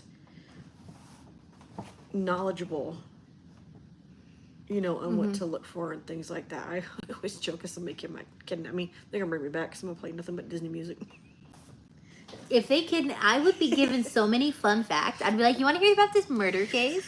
You want to hear about Fred and Rose West? I could give you all the information. Do you want to hear about Barbra Mackle? Silver alert, that's what it is. And I would just annoy them with like true crime talk. They'd be like, where do you live again? We're just going to take you home. But, no, it's, joking aside though, but again, it's good that we have those things put in place. Maybe we could find like the number or something, because this is a kidnapping. Yeah. Maybe there's like a phone number for people. I know in England there is a line for people to call, because I remember when we were talking about the Fred and Rose West case, when they started finding the bodies, people started calling the phone line to find if it was their missing people. Yeah. So she gave a few interviews and just became determined to move forward. 2 years after it happened, she partnered with a Miami Herald journalist and wrote a book on her kidnapping and said, "I'm no longer talking about my kidnapping. The book is called 83 Hours Till Dawn. I'm done. Peace out. I'm no longer talking about this. You got my book. You're done. That's all now I you got." can read about it. In 1971, Barbara married her friend Stuart Woodward, Aww. where they moved back to Florida and stayed out of the public view and lived their lives having a child. Nice. Sadly, in 2013, Stuart passed away. Aw, poor Stuart. Yeah. But that's so sweet. Yeah. The fact that they got hitched and had a baby. Yeah. So, we're going to talk a little bit more about Gary Christ, because Gary Christ doesn't go away. Apparently not, because you keep bringing him up. In 1973, Gary Christ tried to escape the Georgia Diagnostic and Classification Center by crawling through the air ducts and hiding inside a large garbage bin, Okay, thank you, Angela. where he would be loaded into a truck to be removed off the grounds. He was unsuccessful in his attempt to escape. Duh. The attempt earned him 2 additional years. Stupid idiot. In May 1979, he was paroled. And a lot of people hated that and were upset about it. Well, yeah. The parole board justified his parole by saying he wasn't violent. And they minimized the original crime. They said that Miss Woodward suffered no lasting trauma from the whole ordeal. She was buried in a box. That's pretty violent. I don't know about you, but With that very feels little food and water. that feels violent. It Not may not have knowing been. if she's going to see her family again. Or that's so minimal. I'm gonna downplay it, cause why? I'm a smart man in a suit. Yeah. My God, you fucking fucktard. The conditions required. Justice system. I'm just going to say that. Justice system. The conditions he required, he moved back to Alaska. In 1983, he was accepted into medical school at the University of Washington. Oh, yes. Let's give him more. To where if he goes to kidnap somebody else and does anything further, he's going to know how to do it. He completed the program. Foot cramp. He completed the program and struggled to find a state that would give him a license. Thank you for not giving him one. In 2001, Indiana gave him a probationary license Oh, to God. find a doctor. Did he become Dr. Kevorkian? To practice medicine, he opened a tiny practice in Christie. He got a bunch of people to say he was a great person and he had changed. And it was because of these people that they thought about releasing him. They didn't, though. They just thought about it. It just popped in their head. Okay, you keep thinking about it. But within a year of opening his practice, he proved the critics right. In fall of 2002, the licensing do? board pulled his probationary license for failure to comply with supervisory requirements. Turns out he was forging his supervisors' names on pieces of paper. And you guys learned nothing from the kidnapping. In addition to the lies and frauds, there was an incident where he told a 13-year-old girl with an eating disorder that she had a big butt.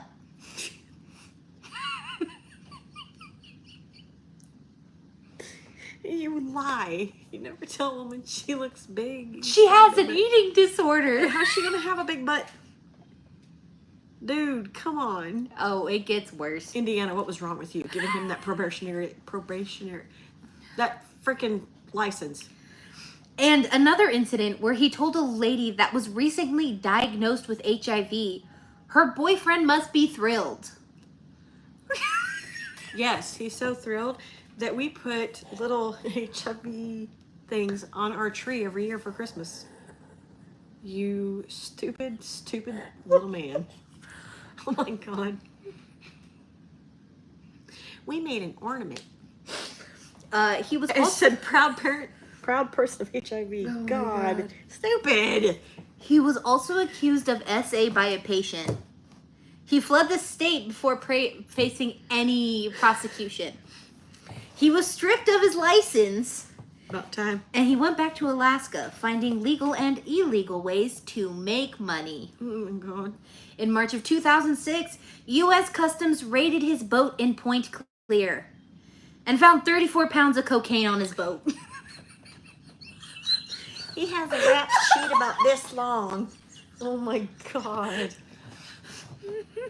Wow. Well, I mean, I'm not done yet with what they found. oh my God. They also found 4 South Americans who had paid him $6,000 each to smuggle them into the United States. Oh, jeez. So since they found this on his boat, they searched his Georgia residence and they found it abandoned, like he had just picked up and left. Well, of course, because he did. And hidden in the floor Oh no. was an 8-foot ladder down into the ground. You might be smart, but not smart. Yeah. Was an 8-foot ladder into the ground. Oh wow. And when police reached the end of that ladder, Oh no. they found a giant underground drug lab. I mean, a little bit better than Pablo Escobar. At least he kept it hidden. Oh my God. Police said they almost missed it. How do you almost miss something like that? Because they almost missed the latch to open the door. Oh my God. It was buried under his house. And it all took you all that long. Wow. Oh, God. Oh, well, I mean, he found illegal ways to make money. The new charges earned him 5-year sentence. Oh, jeez. But after being released in top of the 2010, he violated the terms of his probation again, and he went back into prison in 2012. Until he was released in 2015. This man not learn anything. He is now 80 years old. Well, he ain't gonna get far. This is the last I've heard is he was released in 2015. I haven't heard anything else about him. I'm gonna actually do a quick Google search on him. Make sure nothing wild about him has popped up. Who knows? We might have. I mean, His middle name is Steven.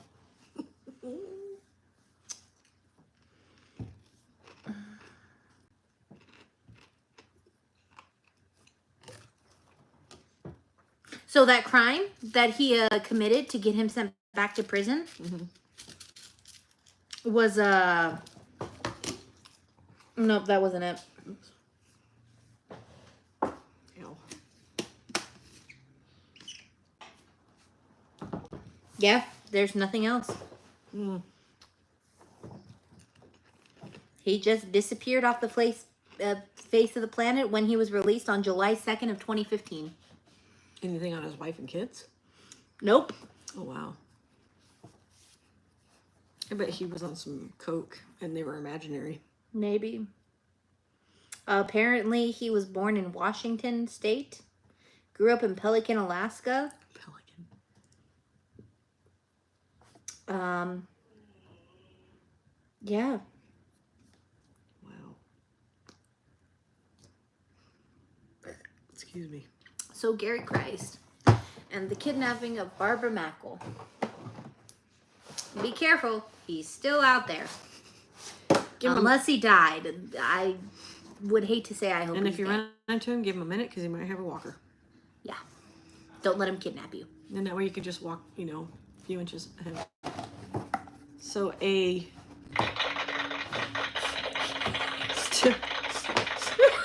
to Barbara Yes. for being sent home alive, and Gary Christ. to Gary Christ for being a douchebag. And then also Bruce Eiselman Shear. That's what she gets. Yeah. Because she just left. She didn't call the FBI. She was like, hey, heads up, this is where she at. Here's some more information. No. That's because she said she thought he took off with the money. Yeah, and so she was like, Take the walker, laugh out loud. You just take it. You can't get far. Nope. You don't need it. Just like Also, I was talking to Amanda about getting me one of those speeding wheelchairs. No. She said I should get flags on it if I do get it. No. That way she can know it's me and track me in the store. Dude, the guy that works in the nail salon no. There's a gentleman that comes into our store that I think is a paraplegic or something like that. Boy, he zooms. Because it's fun. Can you imagine sitting in a chair? This dude will run you over if you don't move. Is that the dude who hit the lady? No. Okay, so another This is dude a hit different another lady. This is a white dude in, I don't know what the other guy looked like.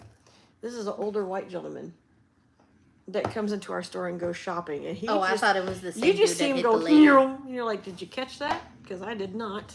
Because he flies. I would fly. He had painted like a race car. Yeah, I need a pin like a race car. I need a little flag. Can you imagine how many go back? Do you know how much freight I could work? I could literally just fill my lap with just clothes and just zoom forward. I'd be such an effective employee. Running into racks.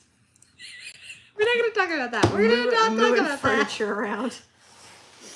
Us having to hide behind racks because we know she's coming. No, it's okay. I've You're almost hurt. gotten throat karate chopped by one of those racks because somebody, a customer's driving one of their electric scooters and it hit the rack. And I had literally been just sitting like this on one of the racks talking to Carla. And I had moved when I saw lights her. on the wheels.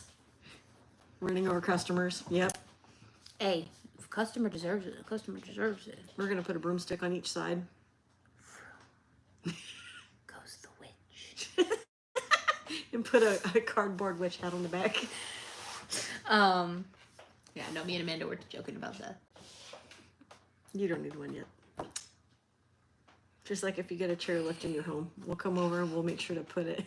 Decorations on. Yes. Yeah. Yeah. Put a pot of gold on it. And then as Halloween comes around, she's gliding around on her broom. And then make a sled for Christmas. Oh my God, you know what I need to get tomorrow? What? I need to get the peaches. I need to make peach pound cake. I promised them I'd make pumpkin bread and peach pound cake. Ooh, she heard that here, folks. She promised people something and she didn't do But it. I forgot. Also, I'm not supposed to technically have work tomorrow, so. Technically. Technically.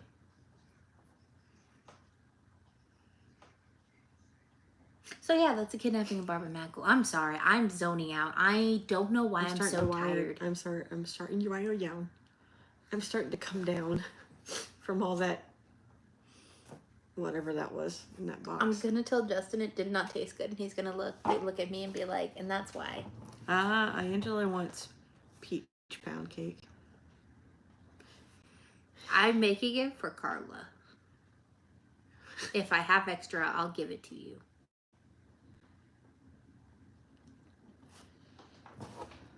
Eh? Oh my God. I don't know why. I've just been tired all day. Well, you did go to Bath and Body Works. I did. Because their summer wing collection is out. Yes. It's adorable. And some of their fall stuff is out. Yes. It is also adorable. Yes. I got her a capybara hand sanitizer holder. Yes, bright and early tomorrow. Yes. Go rest. We will. We definitely will. Yes, since we have to be up at 4 o'clock in the morning to be at work at 5. Michelle, you know, when I first met Michelle, Michelle told me I don't go to work before 6 a.m. Nope, I don't. Oh, is there summer wing decor at 5031? Yeah, we have it. We have some too. Ours is the blankets though. Oh. Yeah, I think it's the blankets because we have it down at Action Alley in front, in between. Why does 5031 get all the good stuff? Oh, because they suck. I didn't say that out loud. Well, that's all we have. We don't have anything else because right now we're putting out our skills thing. It's July. Skill. I know school begins in like a month. Oh, it's their dollar section. We don't have that. I wish we had. Do you know what they were originally going to make our grab and go? A dollar section. Pumpkins out of watermelons? Oh, pumpkins coming out of watermelons. Oh, I was like, what? Whatever it is you're drinking, Angela, put it down. It's making you delusional. What else was there? So I got Your some episode pumpkin is next seeds. week. Yes, it is. You got a Disneyland. The I get to 70th. take a little vacation. Ghost stuffies with summer stuff. Yep. Ooh. Yeah, we got the blankets. That's all we have. Asia was saying that that's all they had her put out was the blankets with the Yeah. ghosts and stuff in the water. Yes, next Monday is the technically it's not the 14th. It is actually, that calendar's wrong. It is actually the 17th, which is a Thursday. It will be we're going to kick off a little early, which they've already done it as well, the 70th anniversary of Disneyland. So I've already written some stuff. And then I gotta write a bunch I might borrow her tablet though to look some things up. But I found a book I have that I totally forgot I had it in my bookshelf. So I'm gonna go through that because it actually goes through the years of when things were done. So probably I don't know, it'll be very knowledgeable and like informational, I should say, because even taking people to Disneyland, I pointed out different things in the park. You know, like his dad having his own construction company, where it's at, and learning little tidbit things. Ooh, which we need to watch Walt Before Mickey before I do this, because I want her to see that, because that'll also be something that I talk about literally, you know. I will also be watching Sinners this weekend. Tomorrow when I get back. Sinners is on HBO. And so I am going to try to get all my chores done today, all the laundry done, all the cleaning done, so that tomorrow, when I get off work, I can sit in the living room with a blanket and watch Sinners with some popcorn. And it has some pretty good music. There's only 2 songs on my playlist that I kept. Not bad. Yeah. So, yep. So next week, definitely come back here. Be the Disneyland 70th anniversary. Just going to talk about the history of the park. That's it. We're not going to talk about, I mean, yes, therell be some mentions of Walt, because obviously this is the man He created behind the magic. He's the one that created it all. And then in December, we will get behind the man of the magic and talk about him and everything that he went through. Hence why her watching Walt Before Mickey kind of gives her the heads up of a little bit about Disneyland and what made him come up with it. You know, it's a good movie. I like it. You can only find it, I believe, on Amazon now. Amazon Prime. You can't find it anywhere else. It was on Netflix, and then they took it off. So come back next week. Same magic time, same magic channel. And we will get to talking on Disneyland. Yep, I'm going to see if I can find something to do the opening, so you're aware. That way we can kick it off that way, because I figure it would be nice to just have an opener, and then we'll start talking about the fun stuff. Yeah. We'll go into statistics, how much it was back then to compare how much it is now, what tickets were back then to what they are now, and I could even do a little budget thing for anybody that may want to know how much it costs to go, you know. So stay tuned, be ready for next week, next Monday. And I apologize to everybody that I did not do a video yesterday. I seriously forgot.